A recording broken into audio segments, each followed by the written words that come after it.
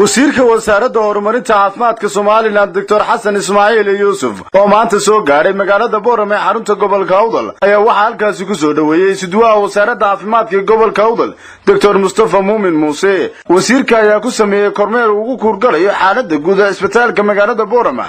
halkaas oo midmid u maray dhammaan qaybaha kala duwan ee uu ka kooban yahay isbitaalka magaalada Boorame geesta kale waxa uu kula balaaran la qaatay mas'uuliyiinta wasaaradda caafimaadka ugu horreeyna waxa halkaasi ka hadlay agaasimaha isbitaalka Boorame Dr. Gaheer warbixin kooban ka siiyay wasiirka marxaladda uu ku sugan yahay isbitaalka magaalada Boorame maantana sharaf weyn oo tahay inuu noogu yimaado isagoo wasiirka wasaaradda caafimaadka isla markaana waxaan mar labaad mataqaanaa runtii ugu hambalyeynaya sidoo ballanqaadkii uu ballan qaaday ahaa intaan isbitaalka hargeysa ma handicapers kala noqday inay wax loogu rehabilitation loogu sameeyo runtii isbitaalku uu iska wanaagsan yahay capacity isbitaalku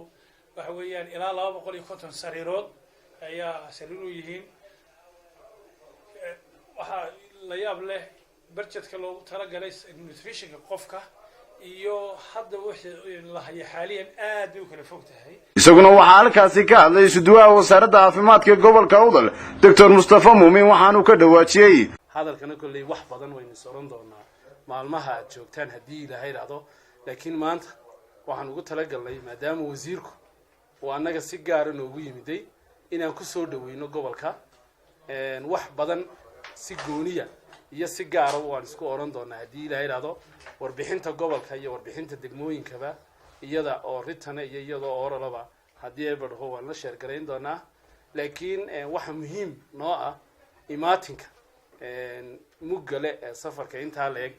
iyo mombariska inta leeg ay noogu yimaadeen ayaa runtii farxad gooniya anaga gobol ahaan ah ugu dambeyntii waxa hadalka qaatay agaasimaha qorsheynta wasaaradda caafimaadka Soomaaliland Dr. Maxamed Xamed oo ku hadlaya afka wafdiga uu hogaaminayay wasiirka wasaaradda caafimaadka Soomaaliland Dr. Xasan Ismaaciil waxaanu yiri waxa jeclahay in waxa insha Allah ta'ala sida ugu quruxda badan leh aan ula shaqeyno wax ka qabashada baahiyaha caafimaad ee dalka oo dhan ka jira safarka wuxuu ka yahay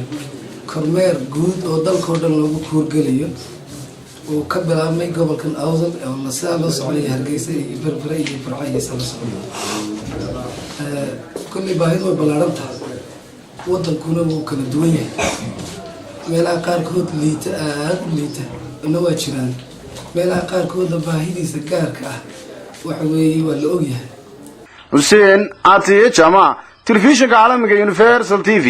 magaalada Boorame xarunta gobolka Awdal